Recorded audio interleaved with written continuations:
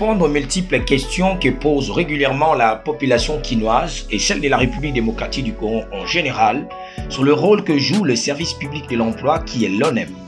Une équipe a été diligentée sous la supervision de Madame le directeur général Angélique Kikoudi. Où le directeur provincial de la ville de Kinshasa, M. Kambedi Deogracias, a conduit cette descente pour l'occasion. Accompagné de Madame le chef de service de l'accueil actif, Edith Ndofula, ces services exercent une étroite relation avec les différentes cibles de l'ONEM, dont les demandeurs d'emploi.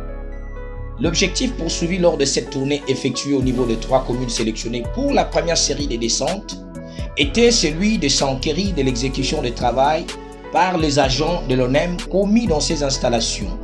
En outre, vérifier les allégations selon lesquelles la carte destinée aux demandeurs d'emploi serait monnayée. Dans cet entretien réalisé par Madame Kingwaya de la communication, la responsable du service de l'accueil actif explique en long et en large le rôle et l'importance de son service au sein de l'Office national de l'emploi en faveur de la population congolaise. Madame, bonjour. Bonjour, Maman Miki. Voilà, Madame, vous êtes responsable du service accueil actif à la direction provinciale de l'ONEM. Dites-nous un peu à quoi consiste votre service. Notre service consiste à accueillir d'abord le demandeur d'emploi. Donc, le demandeur d'emploi, ce sont ceux-là qui recherchent le travail. Et ce n'est pas un accueil comme tous les autres, c'est un accueil technique et scientifique en même temps. Parce que quand nous recevons ce demandeur d'emploi, nous sommes obligés à étudier les dossiers qui nous amènent. Et nous sommes obligés également à lui expliquer la mission de l'ONEM. Parce que beaucoup, quand ils viennent chez nous, ils ne savent pas qu'est-ce qu'est l'ONEM et à quoi consiste la mission de l'ONEM. Quand on l'accueille, on l'explique. Et puis après, il nous donne le dossier. Nous devons étudier le dossier pour que cela soit conforme à notre demande. Et puis après, c'est pour l'orienter justement parce que c'est un demandeur d'emploi. Comme vous parlez de votre service accueil actif, dites-nous un peu quelle est la procédure pour obtenir une carte de demandeur d'emploi. Oui. Quand un demandeur d'emploi vient au niveau de l'ONEM, parce qu'en fait, je voudrais préciser que l'ONEM est partout, dans toutes les communes. Nous avons des agents de l'ONEM pour la proximité. Et quand le demandeur d'emploi nous arrive, nous l'accueillons, parce que nous sommes accueil actifs justement, et nous lui présentons l'ONEM que j'avais dit tantôt. Nous lui expliquons le rôle de l'ONEM, la mission de l'ONEM. Et puis après, nous recevons son dossier. Nous étudions le document qui nous amène parce qu'il y a quand même des documents que nous demandons pour que la personne ait sa carte. Et nous lui expliquons, nous prenons son dossier, nous étudions pour que nous regardons si tout est conforme à notre demande. Et puis après, nous lui tendons une fiche où il va remplir. La première page, lui, il remplit parce que c'est lui qui nous donne toutes ces informations. Et à l'envers, nous l'aidons aussi à remplir parce qu'il y a des questions où eux, ils ne savent pas, c'est nous qui devons répondre à l'accompagnant. Et puis après, nous signons cette fiche et puis nous établissons la carte suivant les informations obtenues du demandeur d'emploi par rapport à ce qu'il nous a écrit sur sa fiche. Quelle est vraiment sa valeur? En tout cas, la carte de demandeur d'emploi a une valeur, une grande valeur parce que cela identifie que la personne est passée justement à l'ONEM et qu'il est enregistré. Donc, quand vous regardez la base de données de l'ONEM, vous allez trouver son nom puisqu'il a sa carte. Donc, ça veut dire qu'il est réellement passé à l'ONEM et il est enregistré comme étant demandeur d'emploi. Et cette carte, des fois aussi, ça peut... dans le tribunal, des fois, on demande aussi cette carte. Si les tribunaux demandent à ce que la personne montre sa carte, parce que c'est de ceux-là qui ont des problèmes au niveau du ministère du Travail, par exemple, il faut des fois qu'il montre qu'il est vraiment un demandeur d'emploi et il doit montrer sa carte. Et à part ça, ça nous aide après l'identification de cette personne, ça nous facilite aussi d'établir les statistiques. Parce que quand quelqu'un a une carte, ça veut dire qu'il est enregistré au niveau de la base de données et l'ONEM a le pouvoir maintenant, a la possibilité d'identifier toutes les personnes demandeurs d'emploi et pour établir une statistique. Voilà, nous allons poursuivre notre entretien dans les 2 communes qui restent.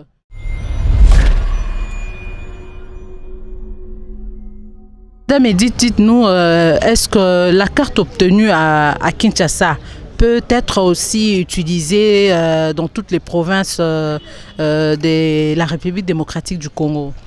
Oui, cette carte peut être utilisée partout parce que Kinshasa, et c'est une province comme toute autre province. Donc, quand vous avez votre carte au niveau de Kinshasa et que l'ONEM comme l'ONEM a une banque de données, une base de données centralisée, donc tout le nom que nous enregistrons partout en RDC se trouve dans cette base de données. Donc, partout où vous irez, si on cherche votre nom, on va les retrouver dans la base de données de l'ONEM. Donc, c'est n'importe où, la carte peut être valable. Et comme vous parlez de la base des données aussi, et à quoi servent toutes ces données que vous demandez, vous récoltez auprès de demandeurs d'emploi? Ça nous aide à les orienter parce que quelqu'un qui vient chercher le travail, nous devons avoir les informations le concernant par rapport à son parcours, par rapport à son expérience et par rapport à sa formation. Donc toutes ces informations-là nous aident à l'orienter. Si les offres entrent, et dans les offres, il y a toujours des critères demandés par l'entreprise. Donc nous allons regarder les critères demandés et voir qui répond à ces critères demandés de l'entreprise, quel est le nom, quels sont les demandeurs qui répondent à ces critères et après on va l'orienter par rapport à ces critères. Donc c'est important. Et madame, quelles sont les difficultés rencontrées dans l'exercice de vos fonctions? Bon, les difficultés, il y en a nombreux. Premièrement, quand nous recevons le demandeur, nous constatons souvent qu'ils viennent avec des dossiers qui ne sont pas conformes. Soit les deux photos passeports, parce que quand on demande deux photos passeports, ça doit être identique. Ils nous viennent avec deux photos passeports de ces 15 ans et de ces 20 ans. Donc vous voyez, le visage n'est pas le même, ça déjà développé. Deuxièmement, il y a les documents. Ils nous amènent des documents de fois, parce que nous ne prenons pas l'original, nous prenons des photocopies. Les photocopies qu'ils nous amènent, des fois, c'est tellement flou ou sale, et vous serez obligé de lui rendre son document pour qu'il aille changer cela, ou bien changer cela, ou bien nous amener carrément l'original, comme ça nous-mêmes nous le voyons, nous faisons nous-mêmes la photocopie et nous consultions son dossier. Donc les deux situations-là sont majeures. Et puis en plus, il y a de ceux-là qui nous arrivent sans aucun document. Il vous dit que je suis diplômé d'État, mais sans son diplôme d'État. Et qu'est-ce que vous faites quand vous recevez un demandeur pareil?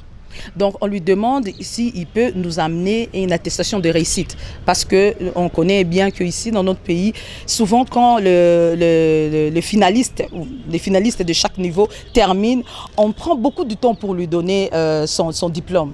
Donc souvent on accepte même par rapport à ça qu'il nous amène le tenant-lieu, acquis les droits, ou encore attestation de fréquentation et l'attestation de réussite. Donc ça peut être pareil au diplôme d'État tant qu'il n'a pas encore son diplôme. Voilà. Et madame, que peut retenir un demandeur d'emploi en ce qui concerne votre service? Bon, un demandeur d'emploi doit retenir que l'accueil actif est là pour l'aider. D'abord, quand il nous amène les dossiers, on le conseille aussi par rapport au dossier, comment il faut qu'il constitue son dossier pour que ça soit conforme. Parce que ce n'est pas seulement pour l'ONEM, mais c'est pour aussi partout où il ira, que son dossier soit valable, que ça ne soit pas rejeté parce qu'il a mal constitué son dossier. Ça, c'est un. De deux, on leur dit toujours que l'ONEM ne donne pas du travail. L'ONEM n'a pas d'entreprise. L'ONEM est là pour leur faciliter à être en contact avec les entreprises qui cherchent une main-d'œuvre. Donc eux, ils sont une main-d'œuvre et l'entreprise est de l'autre côté. L'ONEM est au milieu pour aider à préparer cette main-d'œuvre que les entreprises demandent. Donc on prépare la main-d'œuvre en amont et puis nous sélectionnons par rapport aux critères de l'offre qui est entrée à l'ONEM et nous sélectionnons un peu plus. Si par exemple l'entreprise avait demandé 10, nous allons sélectionner 20 qui répondent aux critères et nous allons les envoyer. Là, c'est au niveau de l'entreprise de choisir, de faire son choix par rapport à ceux-là que nous avons envoyés là-bas. Donc nous ne donnons pas le travail, mais nous facilitons à mettre en relation la main-d'œuvre et les entreprises demandeuses. Oui, en tant que responsable de service accueil actif, un service qui est en contact direct avec les demandeurs d'emploi, quel est le message que vous pouvez leur dire? Bon, le message, merci beaucoup pour cette question parce que c'est vraiment une préoccupation pour nous. Souvent, quand les demandeurs viennent, ils sont pressés, ils veulent avoir la carte tout de suite, maintenant et tout de suite. Normalement, ça serait facile pour eux de se préparer avant. Donc, c'est pour cela que nous faisons ces émissions pour vulgariser en fait l'ONEM, pour leur dire qu'est-ce que fait l'ONEM, la mission de l'ONEM. Donc, s'ils terminent directement, par exemple, ceux-là de l'examen d'État, par exemple, s'ils terminent, ils ont leur diplôme d'État, qu'ils viennent directement à l'ONEM pour avoir leur carte des demandeurs d'emploi. Peut-être à ce niveau-là, ils peuvent déjà commencer à chercher le travail. Donc, ils peuvent déjà commencer à chercher leur carte de demandeur d'emploi après avoir réussi aux examens d'État, qu'ils n'attendent pas que l'offre soit là pour qu'eux, ils viennent vite et exiger à ce que l'ONEM donne du coup la carte. Même ceux-là qui sont au niveau de licence, de gradués, tout ce monde-là, dès qu'ils terminent, on leur conseille de venir directement à l'ONEM pour avoir déjà leur carte. Ça va leur faciliter de faire toutes les démarches et de ne pas être pressés le même jour quand ils viennent avec le dossier, parce que l'ONEM doit étudier les dossiers, il faut que ces dossiers soient conformes. Si ce n'est pas conforme, on sera obligé de les renvoyer, alors que là-bas, le temps n'attend pas. Quand on envoie l'offre a une durée. Donc, au lieu de passer le temps ou bien de rater cette occasion qui sera pour eux aussi facile s'il y avait leur carte, qu'ils viennent directement à l'ONEM quand ils terminent leurs études et pour avoir déjà leur carte. Et voilà, ils vont vaquer carrément facilement à la recherche de leur emploi.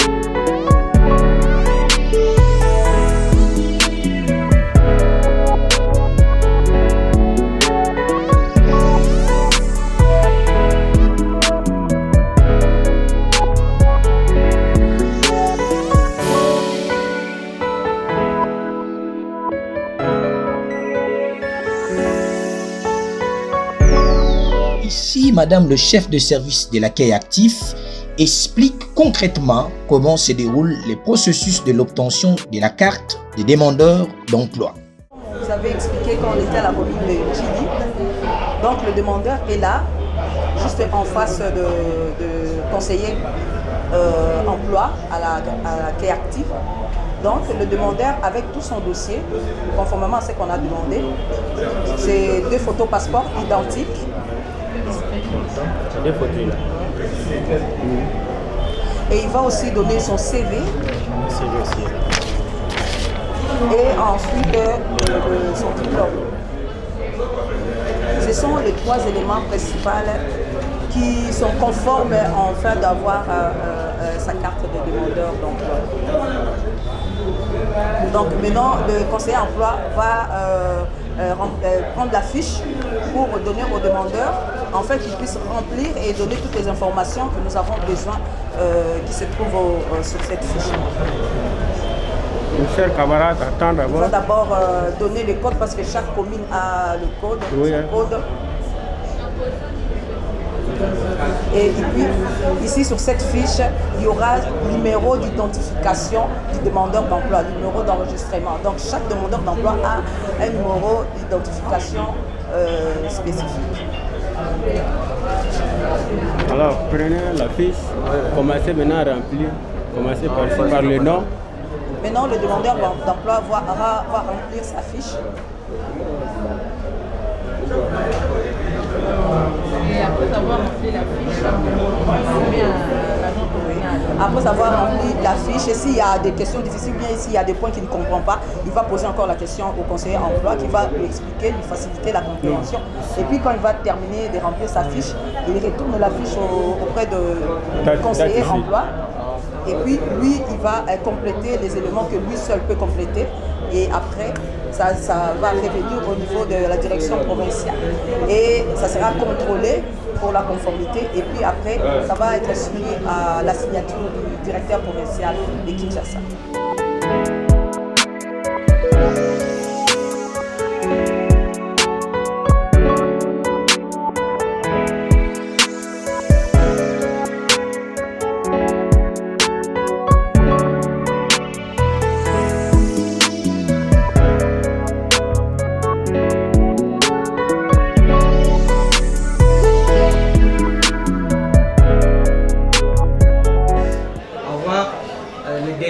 Scolaire. Ça veut dire ici quelqu'un diplômé, il faut donner son diplôme, sa copie, photocopie, ou encore l'équivalent. S'il est gradué, ainsi de suite. Donc il est là, après des jours, après 48 heures, là sa carte, parce que les cartes sont signées. Après 48 heures. Oui, après 48 heures. Comme moi je le fais ici, il a le dépôt de cela,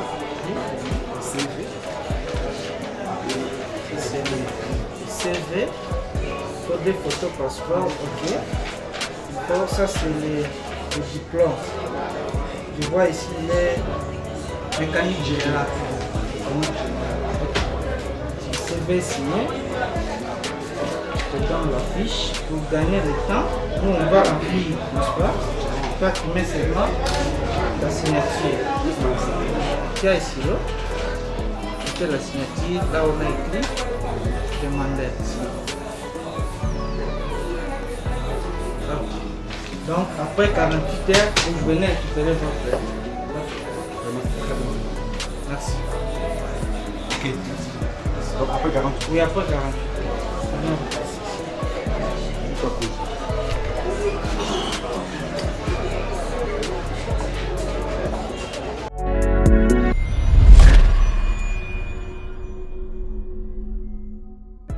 Content de la visite rendue ces jours par la délégation de l'Office national de l'emploi dans leurs installations, les bourgmestres de ces 3 communes visitées se sont exprimés en ces termes. Merci beaucoup de vous avoir reçu dans mon bureau, les gens de l'ONEM. Merci pour la question. Je crois que le fait de rapprocher le bureau de l'ONEM des administrés, c'est une bonne chose parce que lorsque les gens étaient dans les besoins, il lui fallut qu'ils se déplacent, qu'ils fassent des kilomètres pour aller chercher la carte demandée d'emploi.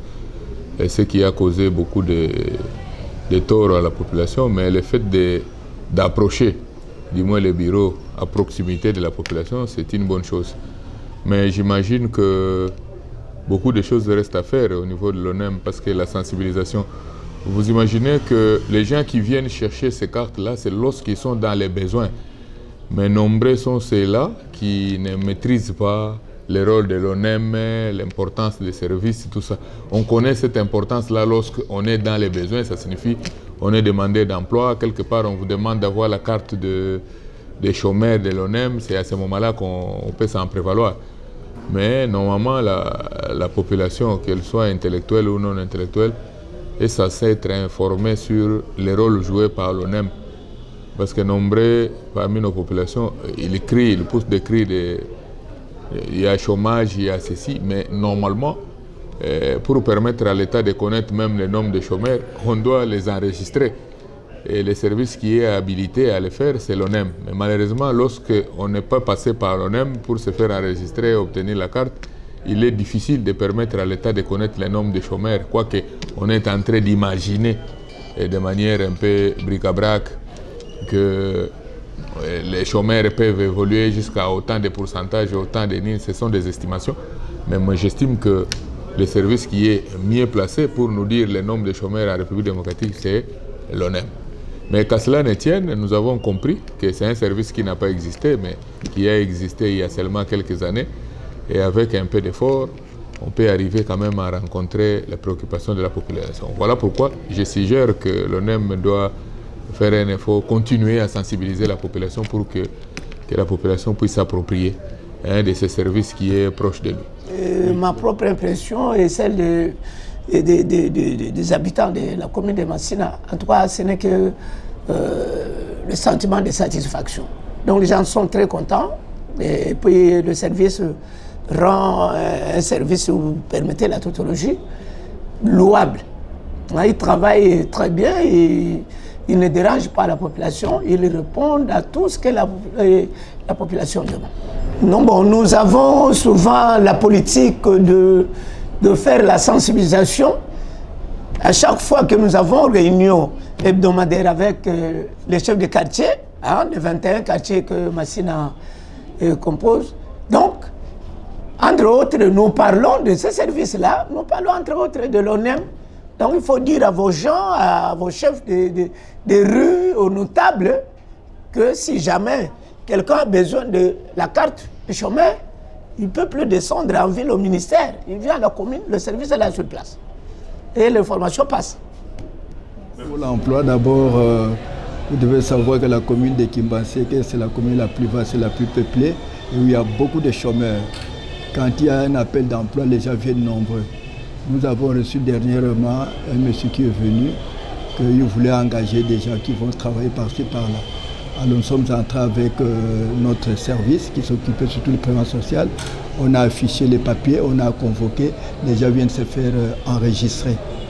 Et jusque-là, nous n'avons pas compris, ces gens-là doivent avoir la formation et le service lui-même va choisir qui est engagé, qui n'est pas engagé. Mais moi, je veux que ces gens-là soient effectivement engagés parce qu'il y a beaucoup de chômeurs. Vous voyez, nous avons même des petits koulounas là, des gens qu'on pouvait aussi engager, tout ça. Donc si on engage les gens, on a une certaine stabilité.